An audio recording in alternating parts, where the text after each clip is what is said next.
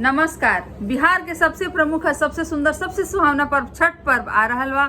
छठ के गीत हमनी के लेके आयल बन जा। हर घर में छठ होला, घरे घरे छठ होला, तो छठ के ही गीत लेके आयल बन जा। अच्छा लगे तो हमनी के वीडियो के शेयर करी जा, लाइक करी जा और सब्सक्राइब भी करी जा। अपन आशीर्वाद ऐसे ही बनौले रही जा। धन्यवाद।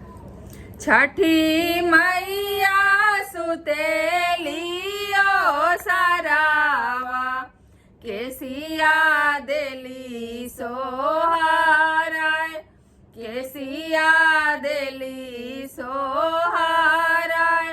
घोड़ावा चढ़ला अइले अजित सादेव। छठी मैया सुतेलियो सारावा, केसिया देली सोहाराय, केसिया देली सोहाराय। घोड़ावा चढ़ला अइले अजित सादेव, केसिया दिहाले बाटोर, केसिया दिहाले बाटोर। जुगा जुगे जियाए सेवा खावा, परबत लिहाला उठाए, परबत लिहाला उठाए।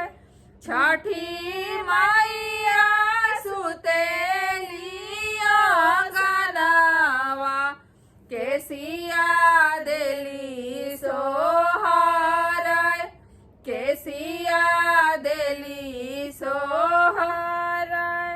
घोड़ावा चढ़ला अइले आयुषा देव, छठी माई के केसिया देले बाटोर, छठी मैया के केसिया देले बाटोर। जुगा जुगे जियाए सेवा कावा, परबत लिहाला उठाए, परबत लिहाला उठाए।